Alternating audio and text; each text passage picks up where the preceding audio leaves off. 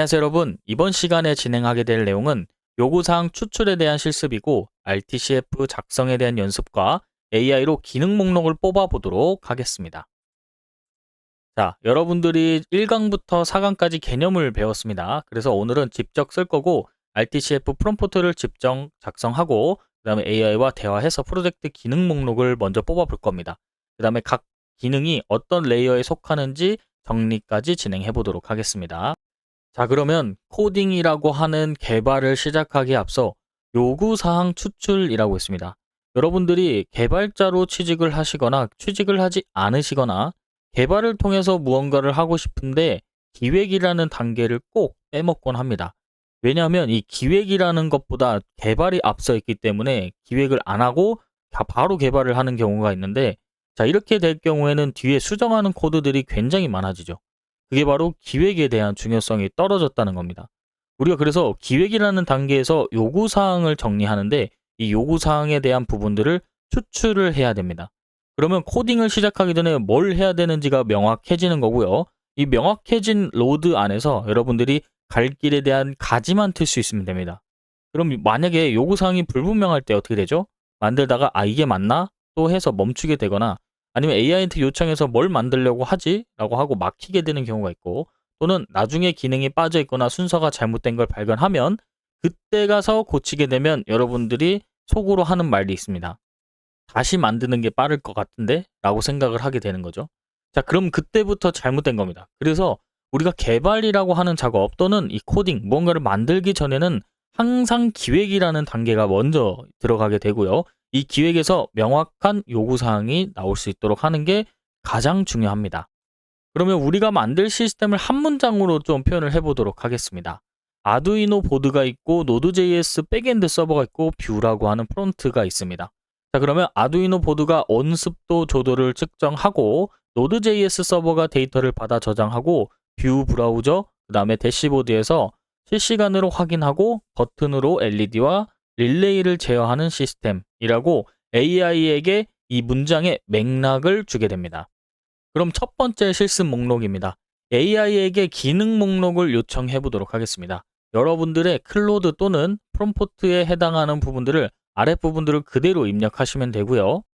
첫 번째, 너는 IoT 시스템 전문가야 라고 하는 부분부터 그 다음에 마지막 우선순위 필수 선택으로 구분해서 라고 하는 부분으로 여러분들이 쭉 작성을 해서 보도록 하겠습니다.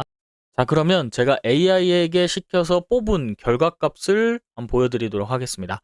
자, 앞에 있는 것과 같을 수도 있고 다를 수도 있습니다. 그래서 여러분들의 요구사항을 살펴주시면 되고 이 프롬프트만 같게 작성해 주시면 됩니다.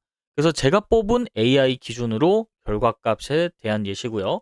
하드웨어, 백엔드, 프론트 세 가지로 나눠져 있고 우선순위는 필수와 선택으로 나눠져 있습니다.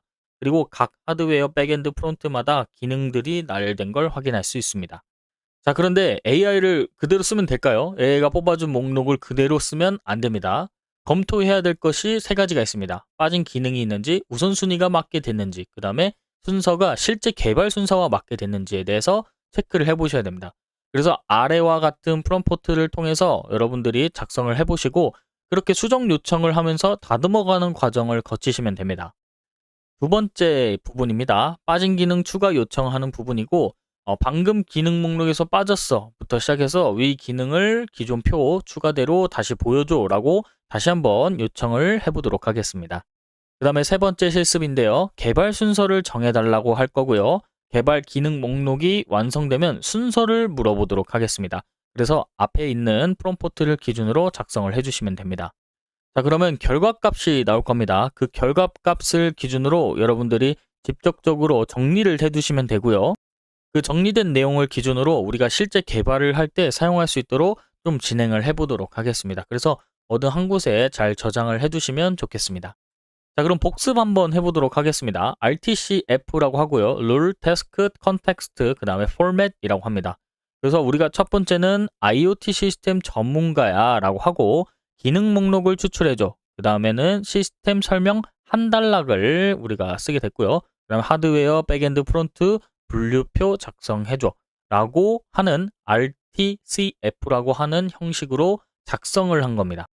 자, 다음으로는 프롬프트를 작성할 때 막히는 포인트가 크게 세 가지가 있을 수 있을 것 같은데, 첫 번째로는 프롬프트를 어떻게 써야 될지 모르겠거나, 다음 두 번째는 AI 답변이 너무 길어서 어디를 봐야 될지 모르겠거나, 세 번째는 AI가 다른 걸 만들어줬을 때 각각의 부분들을 참고하시고 여러분들이 프롬프트를 작성할 때 조금 더 팁이 될 수 있는 형태로 구성을 해 보았으니, 여러분들이 작성하실 때 이 부분들을 한 번 더 체크하시고 진행해 주시면 좋겠습니다. 자, 그럼 이번 시간까지 해서 일부 실습에 대한 완료 체크리스트입니다. 여러분들이 각각의 앞에 있는 체크리스트를 보고 하셨는지 체크를 한번 해보시면 좋겠습니다. 그래서 이번 시간까지 해서 체크리스트 한번 진행해 보시는 걸 추천드리겠습니다. 마무리 작업으로 1부 동안 배운 것을 요약해 보도록 하겠습니다. 자, 1강에서는 이 강의 만들 것을 배웠고, 2강에서는 VS 코드 및 코파일럿 그 다음에 클로드를 같이 우리가 설정을 해봤습니다. 3강에서는 원리를 배웠고, 4강에서는 환각 그 다음에 RTCF에 대한 법을 배웠습니다. 5강에서는 실습을 통해서 AI와 실제 설계하는 방법에 대해서 실습을 진행했습니다. 자, 그러면 2부가 시작이 되고, 다음 강의에서는 우리가 베이스라인 코드 구조를 읽어보도록 하고, 아두이노 스케치 기본 구조에 대해서 셋업과 루프, 실제적으로 우리가 이제 하드웨어 부분을 작동할 수 있도록 구성을 해보도록 하겠습니다. 자, 이번 시간은 여기서 마무리하고 다음 시간에 뵙도록 하겠습니다. 감사합니다.